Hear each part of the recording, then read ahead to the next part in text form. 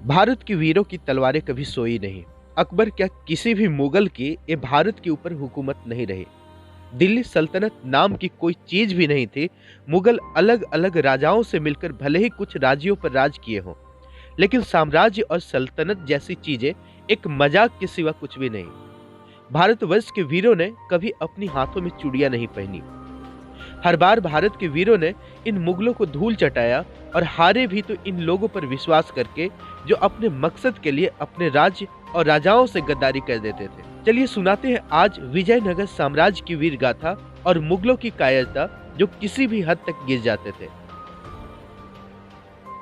आज के एपिसोड में हम बात करेंगे कि किसने हनुमान जी के जन्म स्थली को खंडहर बनाया। आज के एपिसोड में हम उन 1800 मंदिरों के बारे में भी बताएंगे जिसे आक्रांताओं ने तहस नहस कर दिया। आज का इतिहास आक्रांताओं की लूटपाट, बर्बरता और कायरता से भरा हुआ है। बार बार आक्रांताओं ने सनातन धर्म को बर्बाद करना चाहा, मगर इतने हमलों के बाद भी सनातन धर्म उठ खड़ा हुआ। आज हम बात करेंगे उस महान साम्राज्य की जिसे हनुमान जी की जन्मस्थली भी माना जाता है और इसे हम्पी के नाम से जाना जाता है।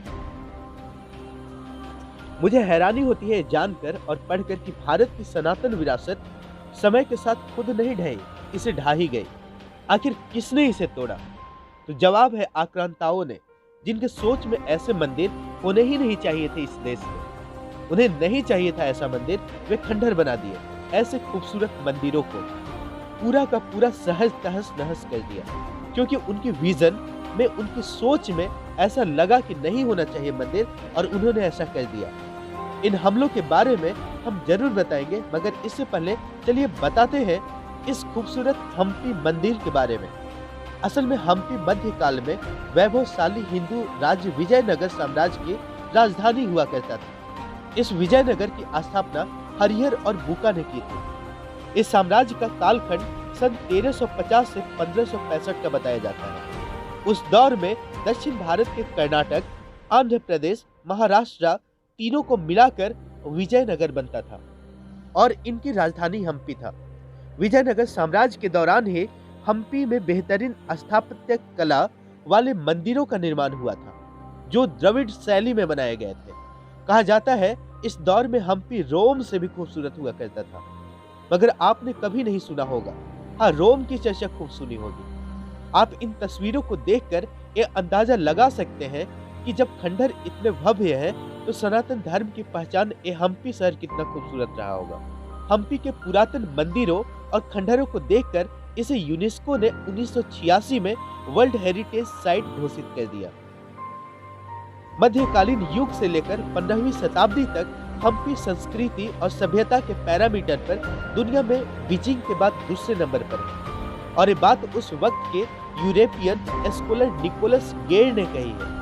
एक और महत्वपूर्ण बात कि हम्पी में ही अंजन पर्वत है।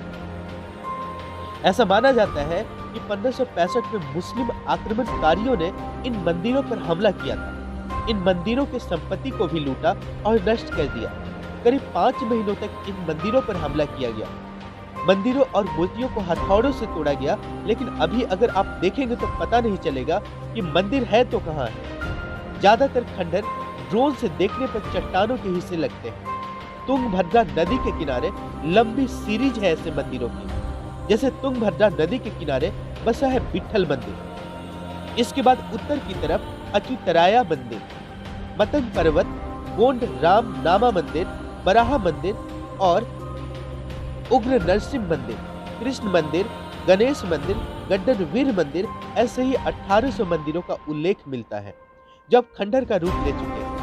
इसमें से एएसआई ने बहुत सारे मंदिरों को सहेजा, मतलब उन्हें जिस हालात में ये मंदिर मिले उसी हालात में सहेजा। इसमें से एएसआई ने बहुत सारे मंदिरों को सहेजा भी, मतलब उन्हें जिस हालात में ये मंदिर मिले उसी हालात में सहेज कर रखे। लेकिन सवाल उठता है उन 1800 मंदिरों का क्या हुआ जो अब इतिहास के पन्नों में दफ्न है। आगे बढ़ने से पहले आइए आपको इसके आर्किटेक्चर के बारे में भी बताते हैं, जिसे सुनकर आप भी हैरान रह जाएंगे। आज से 1300 साल पहले ऐसे इंजीनियर रहे होंगे जिन्होंने ऐसे कमाल के मंदिरों का निर्माण किया। इन मंदिरों के खंभों से संगीत की आवाजें निकलती हैं। आज भी इन मंदिरों के अवशेषों में आप सुन सकते हैं। क्या कभी सुने थे कि पत्थरों से भी धातु जैसी आवाज आ सकती है? क्या कभी आपने ऐसे मंदिरों में जाने का विचार भी बनाया? नहीं बनाया होगा। आप जरा सोचिए कि कोई इतना निर्दयी और क्रूर कैसे हो सकता है कि इतनी सुंदर और दुर्लभ कलाकृति को तोड़ दे। क्या मानसिकता रही होगी जिसने सिर्फ विचार किया कि नहीं होना चाहिए मंदिर और उसने कर दिया, खंडहर बना दिया।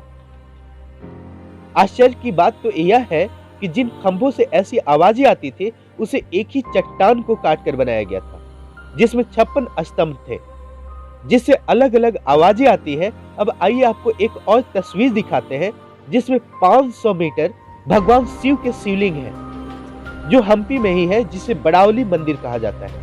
क्या कभी आपने देखा इतना बड़ा शिवलिंग जो करीब 9 फीट का है? ये तो वो मंदिर है जो किसी तरह बच गए और आज आपके सामने है। लेकिन ऐसे ही न जाने कितने मंदिर को खंडहरों में तब्दील कर दिया गया।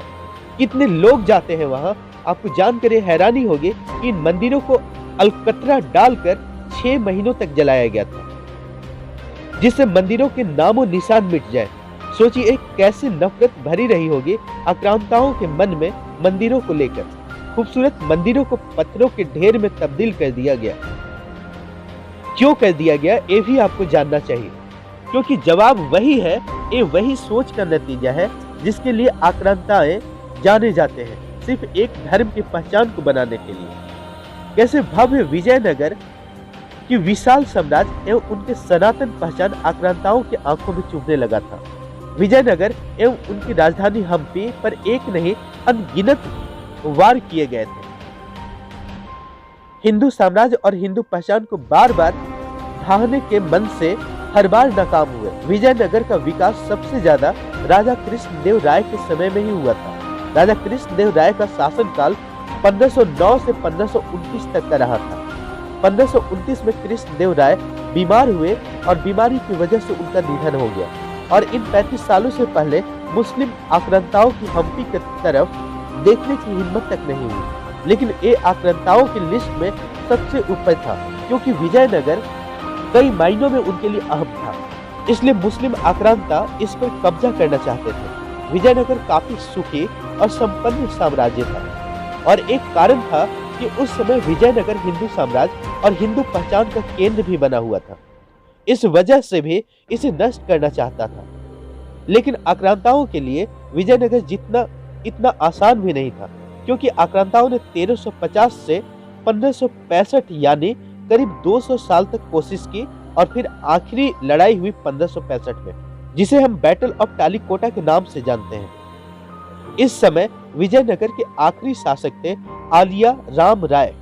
उनके पास 5 लाख सैनिक, 37,000 घुड़सवार और हजारों हाथियों की सेना थे, जिसका मुकाबला करने के लिए दक्षिण के सुल्तानों ने अहमदनगर, बीजापुर, बीदर और गोलकुंडा के सुल्तानों ने घेराबंदी की, जिनके पास 80,000 सैनिक, 30,000 घुड़सवार थे और हजारों तोप थे।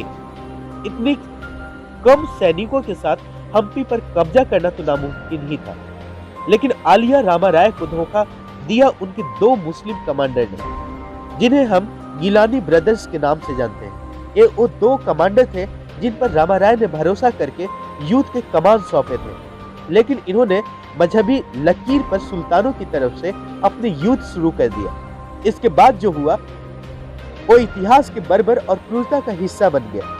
टालीकोटा में धोखे से युद्ध जीतने के बाद मुस्लिम सुल्तानों के निशाने पर था हम्पी सनातन संस्कृति का वह मुख्य बिंदु, जहां 1800 मंदिरों पर सुल्तानों का कहर बरसा। मुस्लिम आक्रांताओं ने बर्बर तरीके से मंदिरों को लूटा, तोड़ा और जलाया भी।